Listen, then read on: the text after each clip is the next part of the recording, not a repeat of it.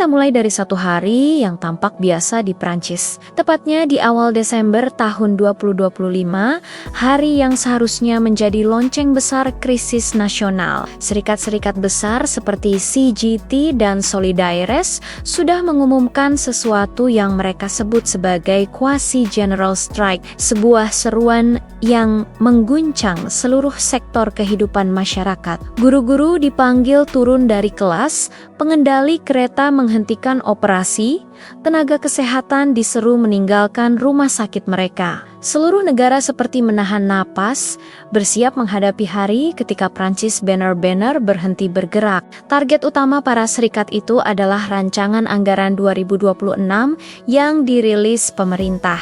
Sebuah proposal yang memuat pemangkasan ribuan pekerjaan publik dan pengurangan drastis berbagai layanan negara. Banyak berharap bahwa negara akan benar-benar lumpuh hari itu. Sekolah-sekolah diprediksi tidak beroperasi, sistem transportasi akan mati total, rumah sakit akan kewalahan, dan seluruh mesin negara berhenti berdetak. Namun ketika tanggal 2 Desember tiba, sesuatu yang sangat berbeda terjadi. Para pekerja memang turun, kereta memang terhambat, sekolah memang terseok, tetapi pertarungan besar yang dibayangkan publik tak pernah muncul. Aksi itu tidak sekeras yang dijanjikan. Kekacauan besar yang dibayangkan bagaikan badai yang tak terelakkan, ternyata hanya datang sebagai angin kencang yang lewat sebentar. Dari permukaan, tampak seolah masalahnya mereda. Bagi orang biasa yang melihat jalanan, semuanya tampak seperti protes nasional biasa yang mungkin sudah pernah mereka lihat sebelumnya. Tetapi para ahli, para ekonom, dan para analis tidak melihat jalanan hari itu. Mereka melihat layar, dan yang mereka tonton bukanlah demonstrasi. Mereka menatap grafik, pergerakan angka, dan perilaku pasar obligasi. Di sana, tanpa suara teriakan dan tanpa kerumunan yang ramai, alarm bahaya justru berdering paling keras. Saat para pekerja melakukan mogok fisik, pasar keuangan sedang melakukan mogok versi mereka sendiri. Investor-investor asing yang memegang sekitar setengah dari total surat utang nasional Prancis mulai menunjukkan kegelisahan. Dan ini sangat penting, karena uang asing di pasar obligasi adalah uang panas. Uang yang bisa lari kapan saja, lebih cepat daripada investor domestik. Tenaga asing ini bergerak dengan sensitivitas tinggi, dan ketika mereka mulai kehilangan kepercayaan, itu bukan hanya tanda bahaya, itu adalah sirene besar bahwa sesuatu yang jauh lebih serius sedang terjadi. Krisis itu bukan lagi tentang pekerja di jalanan, bukan lagi tentang mogok nasional. Krisis itu berubah menjadi krisis kepercayaan global terhadap kemampuan Prancis untuk membayar utangnya. Medan perang tidak lagi berada di stasiun kereta yang lumpuh atau sekolah yang tutup. Medan perang berpindah ke ruang digital, ke terminal perdagangan, ke pasar obligasi di mana setiap 1% bunga mencerminkan rasa percaya atau takut dunia. Disinilah krisis Prancis berubah dari kekacauan yang terlihat menjadi kepanikan tak terlihat yang jauh lebih berbahaya. Untuk memahami bagaimana krisis bisa sejauh itu, kita harus melihat ke akar persoalannya. Politik Prancis yang benar-benar lumpuh. Sejak akhir 2023, Prancis mengalami pergantian 5 pemerintahan dalam 2 tahun. Ini bukan hal kecil. Dalam sejarah Republik kelima sejak 1958, tidak pernah terjadi kegagalan stabilitas politik seperti ini. 5 pemerintahan dalam waktu sesingkat itu adalah rekor baru dan bukan rekor yang membanggakan. Ini menandakan sistem politik yang tidak hanya bermasalah, tetapi nyaris tidak berfungsi. Pasca pemilu terakhir, parlemen terpecah menjadi 3 blok yang hampir sama kuatnya, namun saling menolak satu sama lain. Di satu sisi ada Popular Front, Blok kiri baru dengan sekitar 180 kursi. Di sisi lain ada kubu tengah pimpinan Presiden Macron Ensemble Alliance dengan 159 kursi. Lalu ada kubu kanan jauh National Rally dengan 142 kursi. Untuk meloloskan undang-undang dasar seperti anggaran, sebuah pemerintahan membutuhkan 289 suara. Tidak ada kombinasi dua blok yang bisa mencapai angka itu. Hasilnya adalah sebuah negara yang terjebak dalam kebuntuan menyeluruh. Tidak ada koalisi stabil, tidak ada kompromi, tidak ada kemampuan mengambil keputusan dalam isu yang paling penting sekalipun. Di negara-negara seperti Jerman, budaya politik koalisi sudah berakar kuat. Tetapi di Prancis, budaya seperti itu tidak pernah tumbuh. Sistem politik Prancis dibangun untuk memunculkan pemenang yang jelas, bukan untuk menyatukan kubu-kubu yang bertentangan. Ketika pemilu menghasilkan 3 blok yang hampir seimbang, sistem itu runtuh. Tidak ada yang bisa setuju, dan tidak ada yang bisa memimpin. Ketika Michel Barnier mencoba mengajukan paket pendapatan untuk menutup defisit, partai kiri dan kanan bersatu untuk menjatuhkan proposal itu sekaligus menjatuhkan pemerintahannya. Ini bukan pertarungan politik biasa. Ini adalah paralisis total, dan pasar keuangan melihat itu dengan sangat jelas. Karena politik yang macet bukan hanya gangguan demokrasi. Dalam ekonomi modern, politik yang macet adalah destabilizer terbesar. Sebuah negara yang tidak bisa membuat keputusan adalah negara yang tidak bisa meyakinkan pasar, tidak bisa mengendalikan utang, dan tidak bisa menjaga ekonominya dari krisis mendalam. Sekarang kita masuk ke angka-angka yang membuat pasar benar-benar panik. Utang nasional Prancis telah mencapai 3,2 triliun dolar atau sekitar 114% dari GDP negara itu.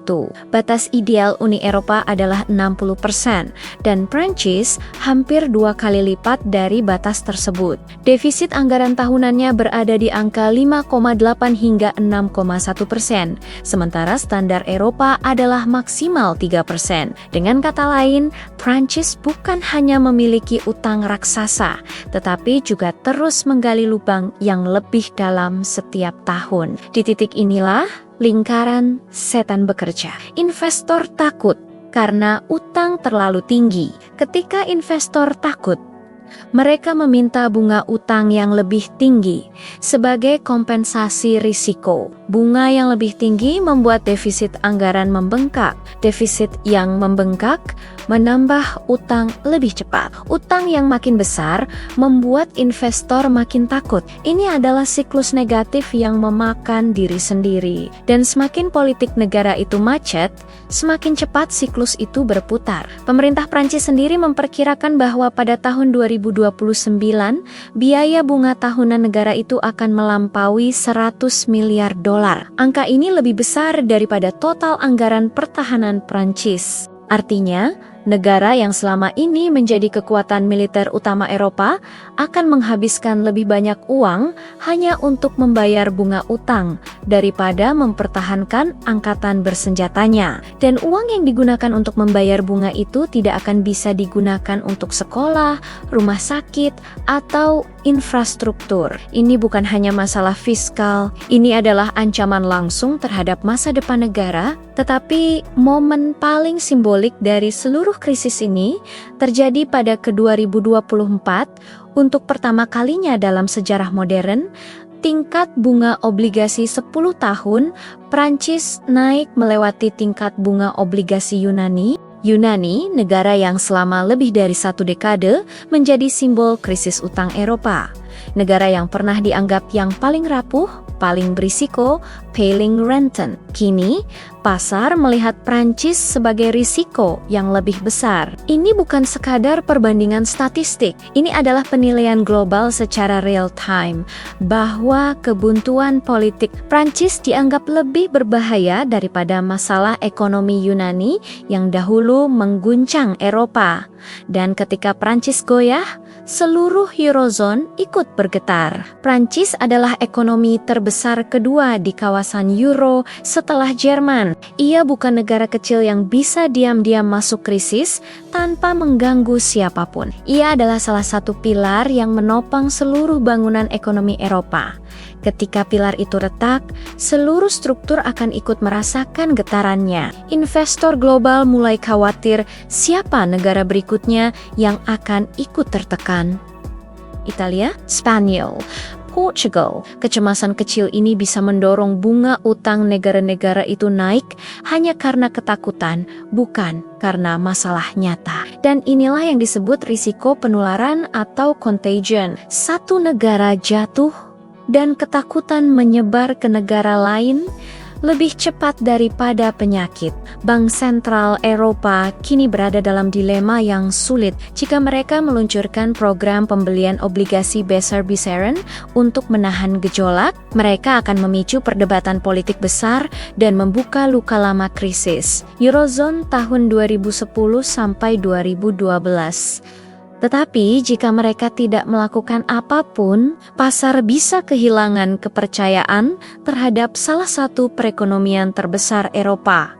Ini adalah jebakan yang tidak pernah mereka harapkan. Sementara Eropa sibuk memadamkan api di rumah sendiri, dunia di luar Eropa menonton dengan perspektif yang sangat berbeda. Negara-negara di Asia, seperti Cina, Jepang, Korea Selatan, dan bahkan negara-negara ASEAN telah menghabiskan puluhan tahun membangun reputasi sebagai kawasan yang stabil secara politik dan disiplin secara fiskal. Ketika mereka melihat Prancis terguncang karena kebuntuan politik, mereka melihatnya bukan sebagai peluang untuk menyerang atau menekan Eropa, tetapi sebagai validasi panjang bahwa pusat gravitasi ekonomi dunia memang sedang bergeser ke timur. Investor global, dana pensiun, dan lembaga besar lebih memilih stabilitas daripada drama politik. Dan ketika mereka membandingkan negara yang mengalami 5 pemerintahan dalam 2 tahun dengan kawasan yang memiliki rencana jangka panjang, pilihan mereka menjadi sangat jelas. Dalam konteks ini, kebangkitan Asia bukan tentang kekuatan militer yang mengancam. Ini adalah tentang kepercayaan ekonomi dan kredibilitas jangka panjang. Modal global bergerak pelan tetapi pasti menuju kawasan yang lebih stabil. Dan krisis Prancis hanyalah salah satu bukti paling jelas bahwa Eropa kehilangan daya tariknya. Kita juga harus melihat dampak geopolitik dari krisis ini. Prancis selama ini adalah salah satu aktor global paling penting. Ia memiliki pengaruh diplomatik besar, kekuatan militer signifikan, dan posisi sentral dalam Uni Eropa. Namun negara yang terjebak dalam pergantian pemerintah setiap beberapa bulan dan tidak mampu meloloskan anggaran dasar tidak bisa memimpin dunia. Prancis terserap dalam drama internalnya sendiri. Ketika diplomasi iklim membutuhkan konsistensi, ketika hubungan internasional membutuhkan kesinambungan, ketika aturan global membutuhkan negosiator yang stabil, Prancis justru sibuk memadamkan kebakaran politik domestiknya. Dan di ruang kosong itu, pemain lain masuk. China memperluas infrastruktur dan kemitraan globalnya. Negara Teluk menanamkan investasi besar-besaran di berbagai wilayah. Turki, India, dan Korea Selatan memperluas pengaruh diplomatik mereka. Tanpa perlu menjatuhkan Prancis, mereka mengisi ruang yang ditinggalkan negara itu. Namun mungkin sinyal paling mencolok dari betapa seriusnya keadaan bukan datang dari pasar atau dari berita internasional, melainkan dari pemerintah Prancis sendiri. Pada 2025, pemerintah merilis sebuah panduan nasional bernama Tous Responsables atau Semua Bertanggung Jawab. Panduan ini menjelaskan dan bagaimana masyarakat harus bersiap untuk bertahan 72 jam tanpa layanan negara, tentang bagaimana menghadapi situasi darurat, kekurangan energi, atau tekanan besar yang bisa mengganggu kehidupan sehari-hari. Ini bukan sesuatu yang dibuat negara yang stabil. Ini adalah langkah defensif negara yang sadar bahwa fondasi internalnya sedang goyah. Dan dari sinilah kita sampai pada kesimpulan yang paling penting. Krisis Prancis bukan hanya masalah protes besar, bukan hanya soal pergantian pemerintahan, bukan hanya soal defisit atau utang. Ini adalah studi kasus tentang bagaimana sebuah negara maju bisa kehilangan kapasitas fundamental untuk menjalankan dirinya sendiri. Ketika politik lumpuh, ekonomi menyusul. Ketika ekonomi runtuh, pengaruh global menghilang. Dan ketika pengaruh global menghilang, dunia berubah tanpa menunggu negara itu bangkit kembali. Krisis ini bukan hanya tentang Prancis. Ini adalah peringatan bagi negara manapun yang percaya bahwa mereka bisa hidup dengan kekacauan politik tanpa konsekuensi. Dunia nyata tidak bekerja seperti itu. Pada akarnya, pasar, investor, dan geopolitik selalu menghukum ketidakpastian, dan krisis Prancis menjadi bukti paling jelas bahwa stabilitas bukanlah sesuatu yang bisa dianggap remeh.